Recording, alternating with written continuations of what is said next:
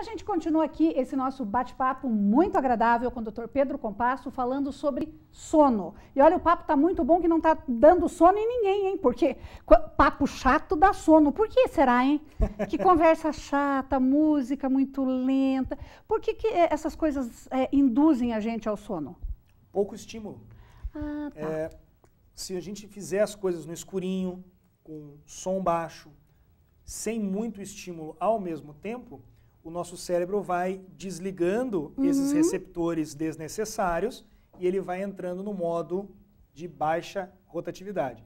E aí, claro, é mais fácil de induzir o sono. Então, se você, por exemplo, hoje, que a informação ela é muito mais via rede social, mídia, celular, computador, e pensa para um adolescente que foi, ou um jovem que está entrando na faculdade, mas que foi moldado nessa forma de obter a informação, e peço para ele ler um livro. Qualquer livro. Então, o livro, ele não interage, o livro não muda a cor da página, o livro não pisca, não tem luz. Então, esse tipo de abordagem requer muito mais concentração, porque senão vai dar sono. Porque é pouco estímulo entrando para o cérebro. Então, um papo chato, uma música baixinha, uma luz, né, a meia luz ali, vai estimular menos, então o cérebro vai facilmente entrar na sonolência. Uma das técnicas, inclusive, é essa. Eu quero melhorar minha indução do sono. Então, então não estimule seu cérebro. Não tome café, não tome refrigerante, não tome refrigerante que tenha cafeína, Coca-Cola, Guaraná. Então não fique com luz acesa, não veja televisão no quarto. Ou seja, não fique no celular com aquela luz branca te estimulando na cama antes de você dormir. Porque você está ativando o seu cérebro. Ah, tá. Então, quer dizer, tirando a parte do papo chato, que a pessoa vai começar a ficar meio desconfiada se ligar para ela toda noite na hora de dormir, né? Mas tirando a parte do papo chato, são técnicas interessantes. O que? Uma meia hora antes de dormir? E o leite morno da vovó? Funciona? Depende do que o leite morno faz de efeito em você. Se ele te remete, por exemplo, a sensação gostosa da lembrança da tua vovó, isso te dá aconchego, isso te dá relaxamento, ele vai funcionar. Se a pessoa tem gastrite e o leite vai dar refluxo, não vai funcionar. Entendeu? Então, a questão é o que em você essa técnica vai estimular. Então, eu vou tomar um chazinho à noite, um chazinho de camomila. Mas para quem odeia chá, tomar um chazinho de camomila não vai dar certo. A pessoa vai ficar com aquela sensação de náusea porque tomou uma coisa que não gostou. Então, depende do que aquilo traz para você de sensação e de reações no seu corpo. O que é fato e é senso comum é não estimular o seu cérebro em demasia nas horas antes da hora que você pretende dormir. Isso não funciona para quem trabalha à noite, isso não funciona para quem está estudando para a prova, isso não funciona para quem está estudando para o vestibular, para o médico que está de plantão, para o farmacêutico que está de plantão na farmácia à noite, para o vigilante noturno, não funciona. Isso nós estamos falando para as pessoas normais, as pessoas que trabalham de dia e dormem à noite e que quando escurece diminui a atividade cerebral e pronto, né? Nós estamos falando para a população em geral. Agora, se tem alguém que vai fazer vestibular esse ano e está assistindo, alguém que está estudando uma faculdade está assistindo, a um vigilante noturno está assistindo, essa motorista de ônibus está levando 40 pessoas, essa pessoa não pode dormir. Exatamente. Mesmo estando à noite, ela não pode dormir. Ela tem uma missão para o cérebro dela. Daí é outra história. Então, agora, para regra comum, para senso geral, o ideal é atividades que relaxam, desativam e não estimulam o cérebro. Ou seja, ir diminuindo o estímulo minutos antes, horas antes, até a hora que você vai dormir. Então, quer dizer, e isso que você falou me chamou a atenção da questão do leite morno, do chazinho. Então, quando a questão é sono, a regra é de que, se não fizer bem, mal também não faz. No caso do sono, pode até fazer mal. Claro, pode até fazer mal. Isso do leite, por exemplo, se a pessoa tem intolerância à lactose, se a pessoa tem gastrite, se a pessoa tem refluxo, o pH do leite, o volume que ele vai fazer no estômago, o refluxo que isso pode causar, se a pessoa tem uma hérnia de hiato quando deita, então tudo isso vai ser prejudicial, não vai ser bom, pegando o exemplo que você deu. Há outros tantos exemplos de coisas que as pessoas fazem antes de dormir que eu poderia trazer a contrapor aí situações que não seriam adequadas com essa técnica. O que eu digo para você, o sono, ele é uma atividade cerebral. Então, o que é senso comum para todos os pacientes? Não ative o cérebro antes de dormir. Vá diminuindo a atividade e o estímulo cerebral antes da hora de você dormir. Então, tudo que faz para ativar o cérebro, você tem que diminuir ou retirar antes das horas que você vai dormir. E uma coisa que tem sido bem controversa, que algumas pessoas têm insistido bastante, é com a tal da melatonina. O pessoal toma comprimidos de melatonina e etc. Tem alguma comprovação de que ele tem algum efeito para regular sono e ausência de sono ou vigília? Sim, a melatonina, ela vai agir no mesmo neurotransmissor que o nosso cérebro precisa ter para relaxar e conseguir dormir. Ela não é uma substância química, ela não é um neurotransmissor específico do sono, ela não é. Mas ela engana.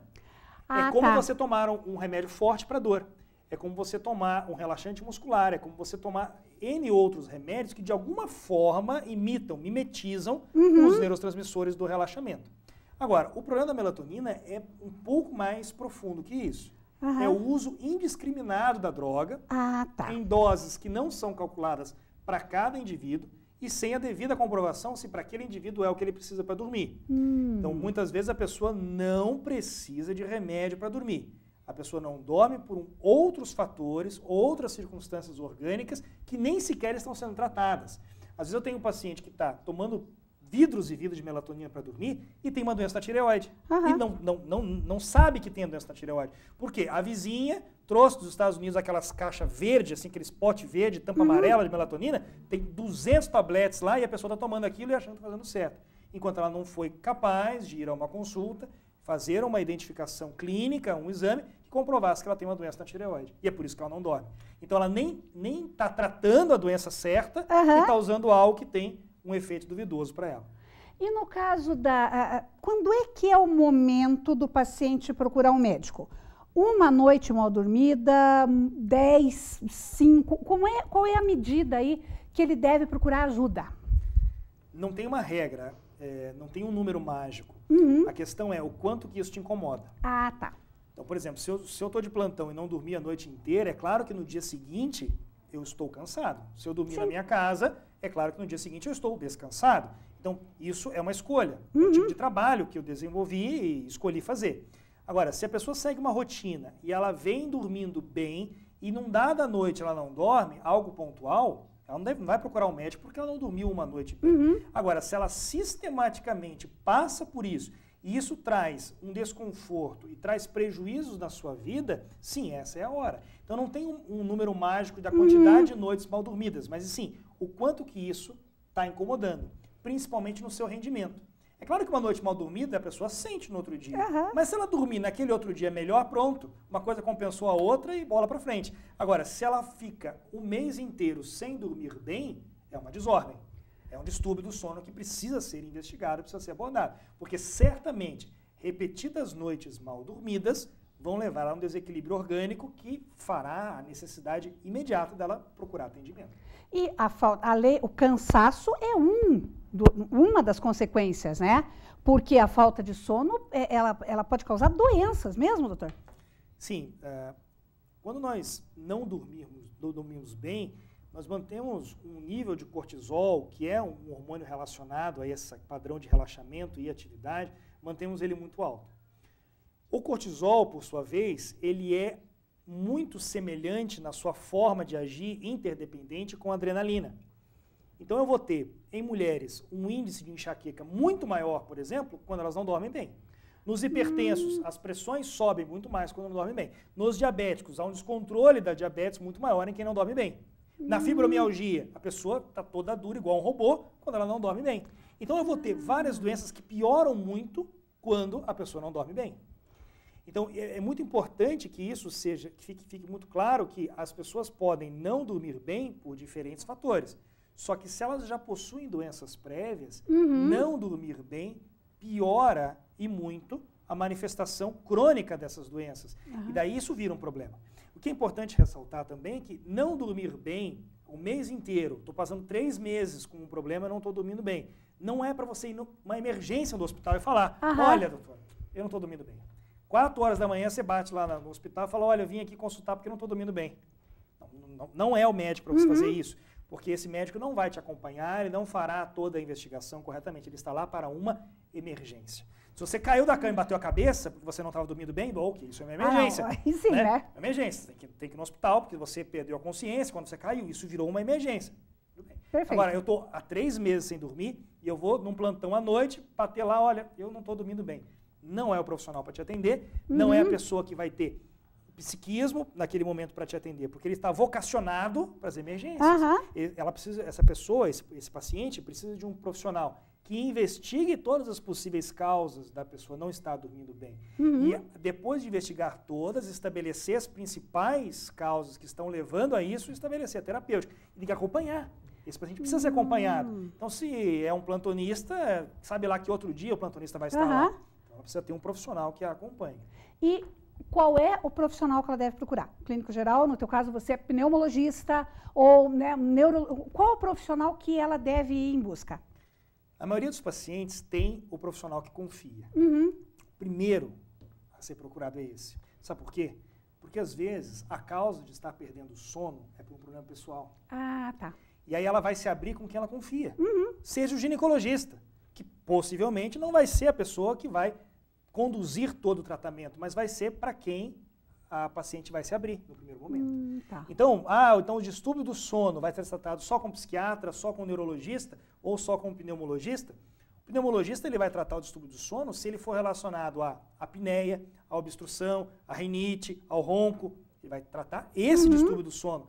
Mas se a pessoa, por exemplo, está passando por um problema pessoal, um problema de relacionamento, um problema no seu trabalho, e isso está fazendo uma grande angústia, uma grande ansiedade ou uma depressão, não necessariamente é o pneumologista. Se esse for o clínico geral que também a acompanha, e todo médico é um clínico geral, inicialmente, por vocação, nós não devemos tratar as doenças, nós tratamos os doentes. Sim. Nós não tratamos o sono, nós tratamos o indivíduo que não está dormindo, isso é muito importante. Então qualquer médico, se esse médico for um médico de confiança do paciente, é ele que deve ser abordado primeiro. Se é ele que vai conduzir toda a magnitude disso ou não, aí é uma outra circunstância. Mas a principal dica que eu posso dar é procure aquele que você confie. Aquele que vai chegar num ponto da conversa que você não vai ter receio de se abrir. E nunca subestime a insônia. Nunca subestime a insônia, claro que não. Tá certo, doutor. Muito obrigada, adorei a nossa conversa. Obrigado. Pode ter a mais absoluta certeza que vou explorar você mais algumas vezes, porque foi muito bacana esse nosso bate-papo. Muito obrigada. Obrigado a você.